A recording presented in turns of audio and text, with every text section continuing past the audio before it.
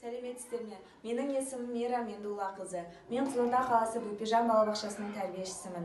Менің бүгінгі байқауға ұсынғалы отырған жұмысымның тақырыбы қазақтың ұлттық құндылығы асық арқылы мектепке дейінгі балалардың даму қабілетін арттыру.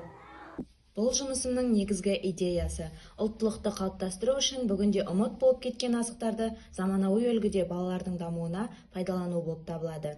Қазақ халқының тәрбиесі әлемде теңдесі жоқ тәрбие. Асық ешбір зиянсыз, бала өміріне қауіпсіз табиғи зат.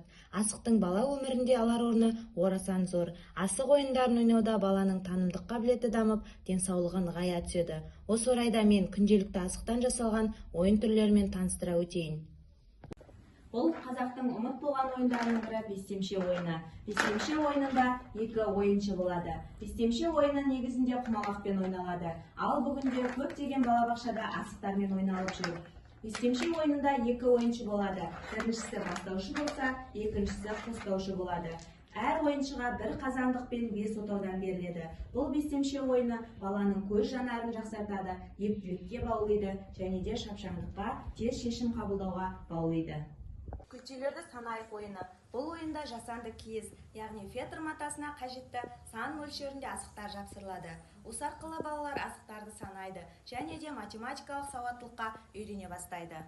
Асықты моншақ ойыны. Жіпке асықты тізбектей отыра, біз балалардың ұсақ қол моторикасын дамыта аламыз. Балалар санауды үйренеді және де қырағылыққа, ептілікке дағдыланады.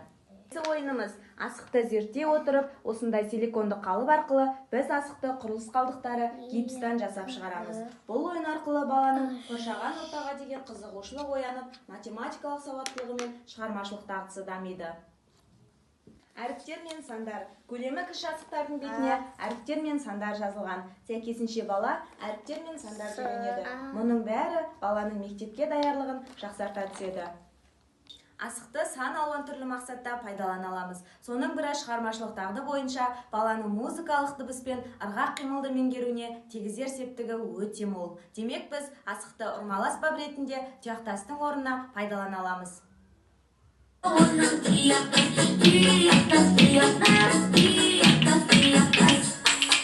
Қазіргі таңда ұлттық құндылығымыз асықтың тарихын ұмыт қалдырмай, жаңаша әдіспен ойындар ойлап табу әр тәрбиешінің қолынан келер анық. Асық таусылмас идея. Асықпен тек қанталапай, шеңбер ойындарын ғана ойнатып қоймай, баланы тек жан-жақты дамытатын көмекші құрал етуге болатынына мына бір ойындардың бірнешеуін дәлел ете аламын.